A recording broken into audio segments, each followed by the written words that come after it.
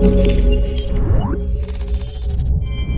what's going on guys, HyperX here and welcome back to another Destiny video. It is that time of the week again. It is Tuesday, which means it's reset day. Today is also a very exciting day because it marks the start of the Dawning event. It is not live just yet. It goes live this evening at 6 PM UK time, 10 AM Bungie time. That is basically the usual I Am Banner time.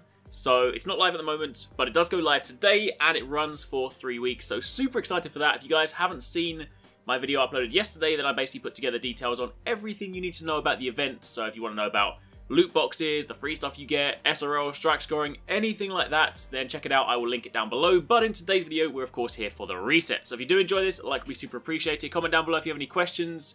But to begin with, first things first, your Nightfall this week, before I even speak about what it is, you can't do it just yet. You'll get an error, you'll get a honey badger error if you try and do the Nightfall at the moment. That is of course because when the Dawning event drops this evening, the Nightfall will also include strike scoring. So for the time being, it is temporarily disabled, so you won't be able to do the Nightfall just yet. That being said, the Nightfall is the Meridian-based strike, and your modifiers are Berserk, where Minions of Darkness won't flinch even after massive damage, Brawler, where Guardian melee damage is greatly increased, Fresh Troops, where some enemy squads have been fortified with additional reinforcements, and Airborne, where players deal more damage whilst in the air.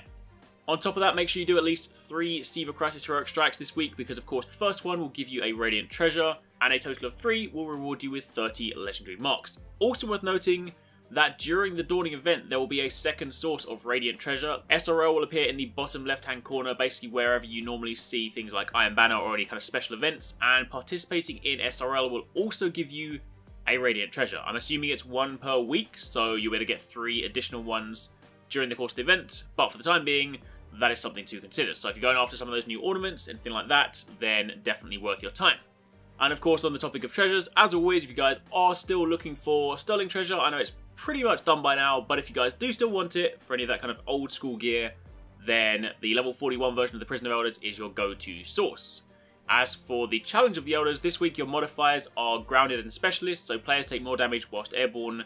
Special weapon damage is favoured. And your bonus, your kill bonus, is Precision Kills, so again, aim for the heads or the stomach if it's Vex.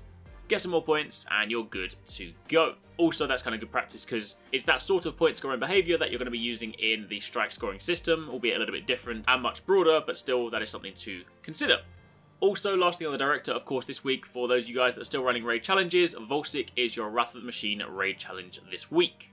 So with that out of the way, now let's turn our attention to the vendors. So stopping in Felwinter Peak, speaking to Tira Khan. This week, the 3 artifacts she has on sale are Memory of Yoda, which is the one that removes your sprint cooldown. Memory of Silumar, which is the one that only in the Crucible greatly increases your resistance to damage over time attacks. And finally, Memory of Timur, which is the one where melee attacks on minor minions of the darkness have a chance to turn or temporarily turn the target against its allies for about 30 seconds or until you melee it again or until it dies. So, those are the ones she has this week. Again, if you're missing any of those, grab them for your book. But turning our attention to Shiro 4, these are his bounties this week. So again, if you guys are missing Thorn, or you're just trying to complete Tira's bounty or anything like that, then of course pick these up. And these are the class items he has for sale. Moving over to the tower, this is of course your weekly Crucible bounty. Again, if you guys are not seeing this, you need to complete the Crucible quest chain. But it's also worth mentioning that this will not be the only vendor giving you bounties in the Dawning. Don't forget that Commander Zavala down in the Vanguard War Room will also be giving you strike scoring specific bounties. So make sure you pick them up because of course they are tied to things like the Icebreaker and also potentially the new exotic LMGs as well. So definitely hit him up once they're live. Of course, they're not live right now because again, it doesn't go live until later.